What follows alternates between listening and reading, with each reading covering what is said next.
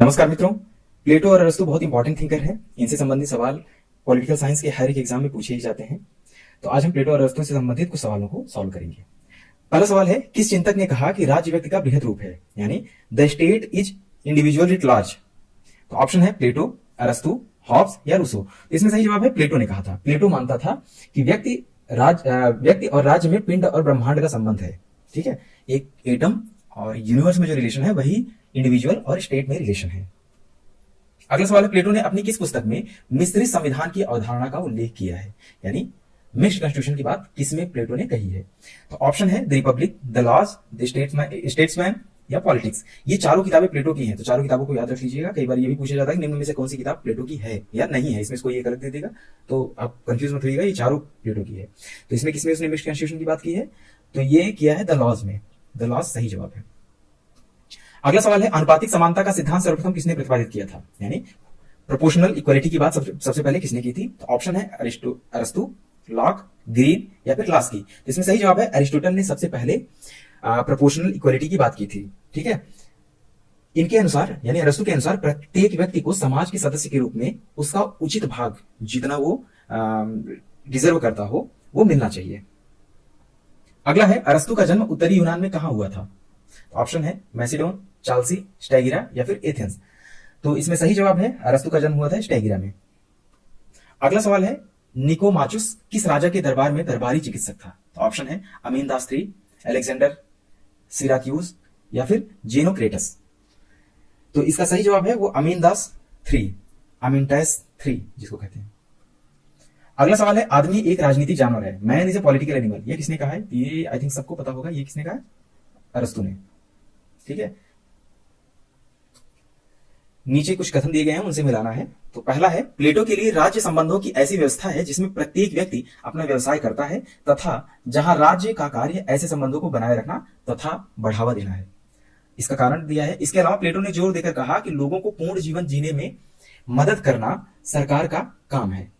तो अगर हम इसकी बात करें तो ये दोनों सही है, ये भी सही है और कारण भी सही है, लेकिन ये RA की सही व्याख्या नहीं कर रहा है क्योंकि दोनों अलग अलग चीजें कही जा रही हैं। अगला सवाल है, निम्नलिखित में से किसने प्लेटो की पुस्तक द रिपब्लिक को शिक्षा पर एक ग्रंथ कहा, यानी प्लेटो की बुक को अ ट्रीटिस ऑन एजुकेशन निम्न में से किसने कहा है।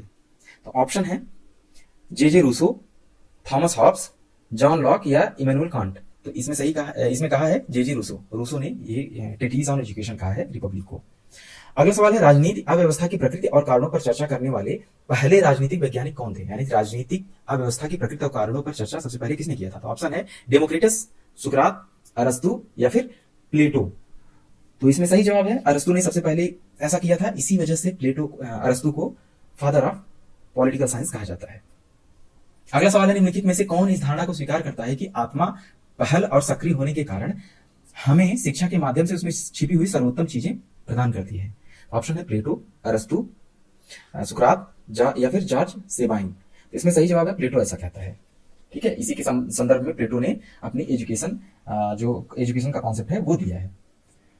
अगला सवाल है, प्लेटो का परिवारों के साम्यवाद का सिद्धांत निम्नलिखित में से किस पर उसके विचारों का तार्किक परिणाम था, यानी plateaus theory of communism of families was a logical outcome of his views on which of the following. पहला, न्याय की अवधारणा के संबंध में उसने ऐसा कहा था, या फिर संपत्ति का साम्यवाद के संबंध में ऐसा कहा था, या फिर विनियमित प्रजनन के प्रतिस्थापन की अवधारणा के संदर्भ में उसने कहा था, या फिर समाज में धन की अवधारणा पर बात करते वक्त उसने ऐसा कहा था।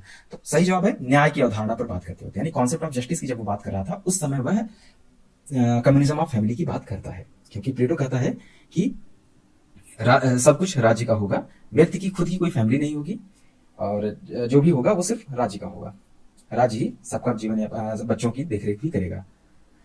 अगला सवाल है, अरस्तु से संबंधित निम्नलिखित कथनों पर विचार कीजिए। पहला, अरस्तु के लिए मनुष्य प्रकृति से एक सामाजिक और राजनीतिक प्राणी है। दूसरा, मानव प्रकृति की व्याख्या करने के लिए अरस्तु ने जून पॉलिटिकम शब्द का प्रयोग किया है। तो अगर हम इसको एनालाइज करें तो ये तो पॉलिटिकल एनिमल की बात करता ही है, लेकिन ये क्या करता है, जून पॉलीगॉन शब्द का भी यूज करता है ह्यूमन नेचर को डिफाइन करने के लिए। तो इसमें दोनों सही हैं, दोनों किसमें सही है, C 1 और 2 बोथ आर करेक्ट। अगला सवाल है, प्लेटो से संबंधित निम्नलिखित कथनों पर विचार करिए। पहला, केल्लीपोलिस प्लेटो के राजनीतिक दर्शन और स्वयं रिपब्लिक का केंद्र है। दूसरा, केल्लीपोलिस का अर्थ है अच्छा या अधिकतम खुश मानव समुदाय। तो अगर हम इन दोनों को देखें तो इसमें भी दोनों सही हैं, तो आंसर हो जाएगा सी नंबर, 1 और 2 दोनों सही हैं। इनमें से किस विचारक के लेखन में प्रथम बार द्वंद्वात्मक पद्धति का प्रयोग हुआ है? द्वंद्वात्मक पद्धति को सबसे पहले किसने प्रयोग किया है? तो ऑप्शन है सुकरात, प्लेटो, हीगल या फिर मार्क्स। तो इसमें सही जवाब है, सबसे पहले द्वंद्वात्मक पद्धति का प्रयोग किसने किया है? प्लेटो ने किया है। ठीक है, ये चीज ध्यान रखिएगा, कई बार लोग कंफ्यूज होकर हीगल और मार्क्स मार देते हैं, पर सबसे पहले प्लेटो ने कहा है, द्वंद्वात्मक यूज किया, डायलेक्टिक मेथड को यूज किया है, क्योंकि प्लेटो की रिपब्लिक जो है उसमें सुकरात और उसके शिष्यों के बीच संवाद दिखाया गया है, उसके शिष्यों के बीच डायलेक्ट्स दिखाए गए हैं, दोनों के बीच बात विचार होता है, जिसके आधार पर इसने अपनी पूरी बुक द रिपब्लिक लिखी है। अगला सवाल है, निम्नलिखित में से किसका संबंध प्लेटो के दर्शन से है? पहला, धातुओं और धरती से जन्मे हुए लोगों का मिथक, the myth of metals and people born from earth. दूसरा, गुफा का रूपक या द एलिगरी ऑफ केव। या तीसरा, स्वर्णिम मध्य का सिद्धांत। या फिर चौथा, विभाजित रेखा का रूपक या the allegory of divided lines. तो 1 मिनट सोचिए इसमें से कौन कौन सा सही है। आई थिंक आप में से कई लोग इसका जवाब दे देंगे।